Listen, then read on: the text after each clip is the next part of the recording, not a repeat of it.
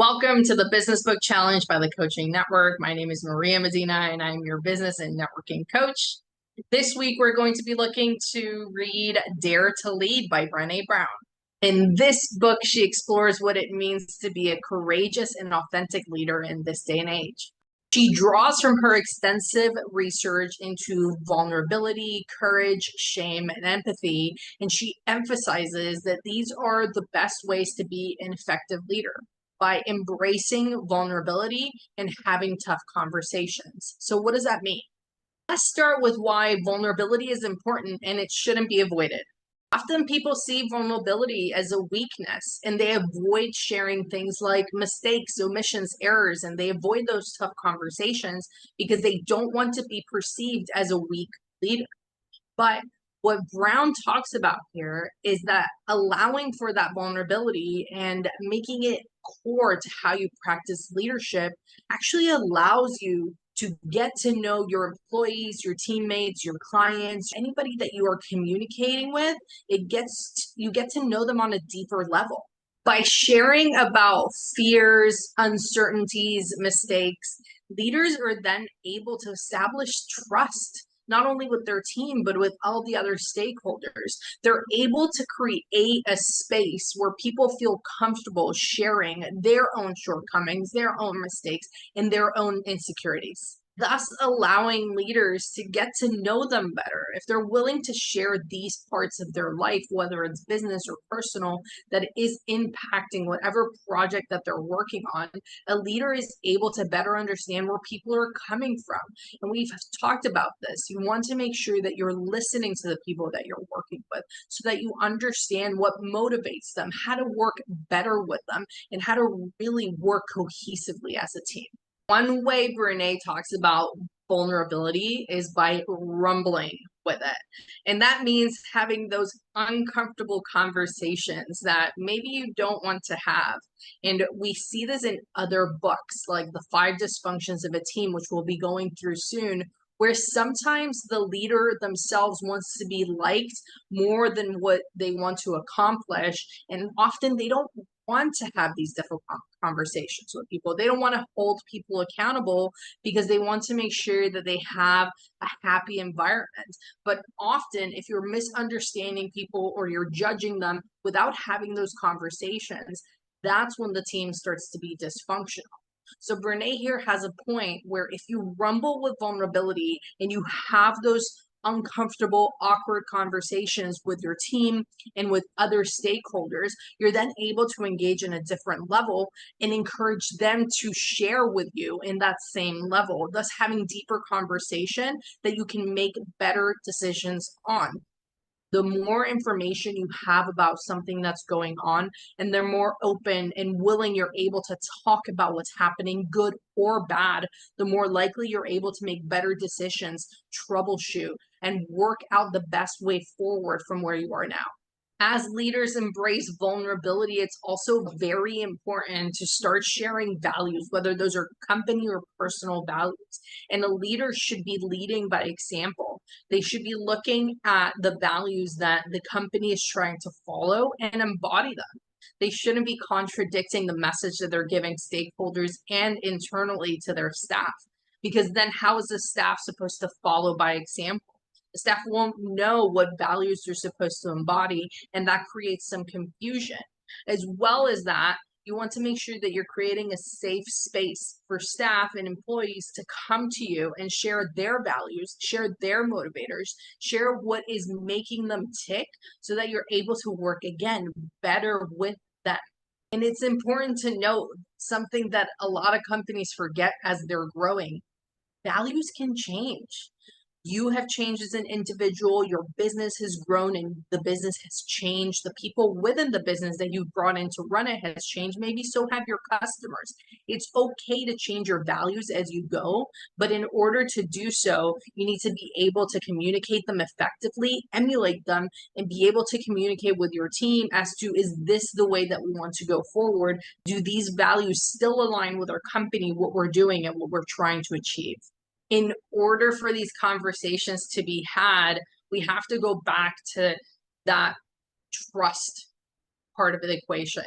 where we're looking at, do people trust us enough to communicate openly with us? We have to be able to share from ourselves to make sure that we're encouraging them to share openly with us. And Brene actually shares a really good acronym, which is Braving Trust. And excuse me while I read this because I wasn't able to remember it, but Braving Trust is boundaries, reliability, accountability, vault, integrity, non-judgment, and generosity. By practicing braving trust and creating boundaries within the equation, then leaders are able to set expectations. They're able to keep people accountable. They're also able to show that trust is there by making themselves available and reliable to their team, as well as keeping that vault. Some conversations that are had with leaders and other team members aren't for everybody's ears. So you want to make sure that you're creating a safe space for people to share their confidences, and that is not going to get to the rest of the team. That trust has to be built through that vault from non-judgment and integrity. And the final part of braving is that generosity. The leader has to be willing to share the successes, to be able to work with the team as a whole, and be able to bring them in when they're trying to have these conversations, so that not only is the leader asking questions, but so are they. Finally, as we're sharing in vulnerability and we're looking at our shortcomings, we're looking at our mistakes, at our errors, what's been happening, what's going good, but what's also going wrong, we want to make sure that we are getting up from our failures. We're looking for those resources, for those solutions, and we're working as a team, and we're showing the team, hey, yes, it's okay that we had this setback. It's okay that this mistake was made. Where do we go from here? And that is why I have brought on today's guest, a very close friend of mine, that she embodies this in her team, and she's able to roll with the punches, share vulnerably, and communicate effectively with her team. Surprisingly, I've only known for 1 year, and we connected straight away, and I've learned so much about her company. We've become very, very close friends. Please introduce yourself, Robin. Tell us a little bit about yourself and what you do. Great. And I love that. I can't believe it's only been a year because it feels like a lifetime. So I'm Robin Dimond. I'm the CEO and founder of Fifth and Core. We are a marketing and innovation firm. So we really work with experiencing. That's what Fifth represents, the five senses, and Core is Latin for heart. So experiencing marketing at its full capabilities, leveraging innovation like augmented reality, artificial intelligence into your marketing cycle. So that's who we are as a company. And as a company, I've gotten to learn a lot about you and how you work with your team, which is why I wanted you here today. And as I was talking to my listeners, we were talking about how communication and clear communication is very important when you're trying to lead a team, but also showing a little bit of vulnerability and showing yourself authentically with them. So would you mind sharing a little bit about how you communicate with your team and ensure that there's clear communication when things are going right, but most importantly, when things are going wrong? I love the fact that you said vulnerability because that is one thing I was so scared of. We talk about, looking perfect. And as a leader or, as an owner of a company, you have to make sure that you're being vulnerable and that you're communicating it. When you mess up, and trust me, I have admittedly made so many mistakes. And it's one of those things that you have to tell your team that you made these mistakes, admit right away, hey, that I probably shouldn't have done. This is how we're going to work to resolve it. My team is amazing. We communicate in documents, in Slacks. We do a lot of checkpoints with each other throughout the day. So we start off our day with an entire meeting that everyone knows what that person's doing. Do they have any blockers? So it's okay at that time to be vulnerable and say, hey, these are my blockers. I need help with it. Does anyone else know how to do it? Because why waste time in your day if someone else on the team knows how to do it? And then we talk about your goals. And your goals are personal and professional goals. So how are you tracking with your personal goals? If your personal goal is to drink a gallon of water, then I should be cheering you on throughout the day because that's making you a better whole person. It's going to make you a better employee. So we talk and openly communicate. But then we do everything in pairs. So we hire in the buddy system, which is totally different. It's like a battle buddy. Someone you go into war with is someone here. And so that person is there to communicate and that you can be fully vulnerable in it. And you'll see me if you read back through our Slacks, I'm like, oops, sorry, just learning how to read. Or, hey, I'm so sorry, guys, I missed this. And it's being able to call myself out on the mistakes that we're doing.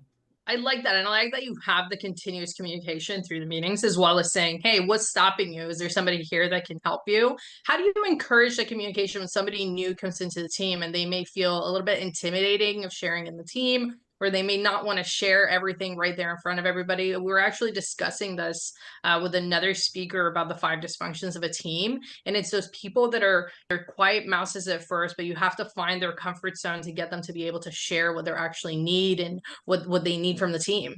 One, it's the battle buddy system. So when we train them and we bring them in, they all start together at the same time. So now you have a built-in one that it's both your first days at the same time. You're both first weeks of training.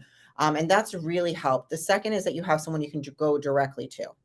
So your person you might go to is Lexi, or your person might be Kira. So you feel not only can you go to your battle buddy to ask for help or training ones, but you can go up a layer to do that. And the next layer really, really bonds our team.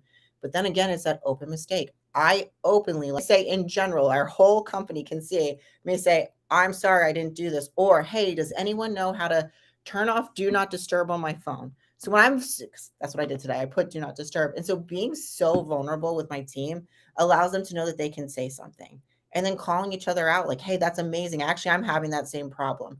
And when people start seeing that open communication, it works really well. I think that really helps in establishing those relationships, because if you feel like the person you're reporting to is perfect and then you mess up, you're not going to share that mess up. But if you know, hey, they've done something like this before, or I know that they're not perfect, it's okay, because they're going to help me from a space of no judgment, which I've spoken about before, which is very important. If you're trying to have clear communication with people, it's important that they know that you're not judging them. You're trying to either criticize the productive criticism, or you're trying to actually help them out. They're not going to be told off for making this mistake. It's going to be, hey, this is a learning situation. What are we going to do from them? Let me take it back to what you were saying about their goals and their personal goals and their professional goals. I know that you do something very special for your team when you onboard them. Would you mind sharing a little bit about that with our viewers? Sure. So there's a couple different things that we do when we're onboarding. One is obviously matching you up with someone, but we also look at your love languages. So that's another one. We look at the love languages and who you should be paired with. And we never pair you with someone with the same love language because we want you to be held accountable. But then we ask you what your personal goals are and your professional. And I think for leaders or owners, gone are the days of people staying for 40 years in the same company. So have them when they come in, know that this is a stopping ground for them and say, hey, what are your personal goals? What are you looking to get out of this? And what are your professional goals? If their personal goal is to be financially successful, then we're going to introduce you to my financial advisor. We want you to be financially successful because the more financially successful you are, the better. If you have a health goal, hey, I want to eat a certain way, I want to make sure I'm exercising, we're going to document that because your personal ones need to match your professional ones. And so we really believe in investing in our people as a whole person. If someone gets sick, my team will tell you either magnesium shows up at their door, vitamin C shows up at their door, Uber Eats does because it's a day. You want to celebrate your wins. So we document anniversaries, your dog's birthday, every single thing about a person on our team just to get to know them better. You want to make sure that they know that you're interested in them, because if you are, then they're more likely to be invested in your company. Is essentially what you're saying, right? 100%. And they bring something that we wouldn't know. So we try to find out what's their personal thing. It was so crazy.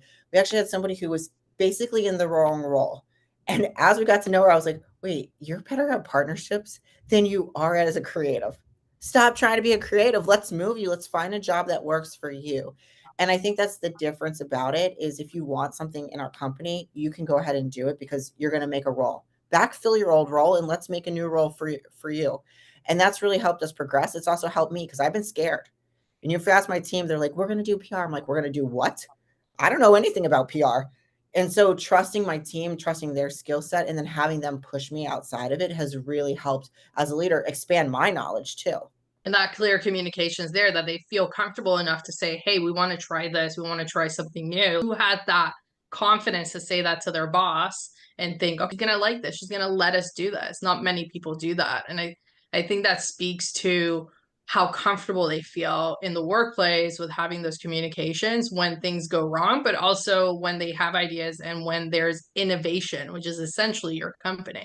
But you've also been around me, Maria. Who I am, which is a total dorkfish, is who I am in front of my like it there never changes. That world of being perfect is just not acceptable anymore. So we're gonna fail fast, and we're gonna learn. I'm gonna trip getting on stage. It's kind of funny because now I remember that I was in Connecticut when I tripped on stage. And that always has something. And I think for our team, whoops, I didn't mean to send out that email as quick, but now they'll never do it again because it's stuck in their brain. And so it's okay to fail, admit that you messed up, but then let's do it again differently the next time. Let's learn from it. Thank you so much, Robin, for being here today. You are jet setting everywhere, so I'm glad that we found some time to squeeze you in. And if anybody wants to reach out to you, your company, what is the best way to connect with you? Connect with me on LinkedIn. It's Robin, like the bird, and then Dimond, Dimond. If for some reason I'm traveling to a city near you, hit me up. I say I always owe you coffee or cocktails, so I'd love to meet anybody who would. But let's connect. And you can also find them on Instagram, which is why I know where they are all the time because they're always sharing, hey, we're here, we're over there. And I'm like, where are they today? They're in different states, different countries, loving it. Thank you so much again. And tune in next week.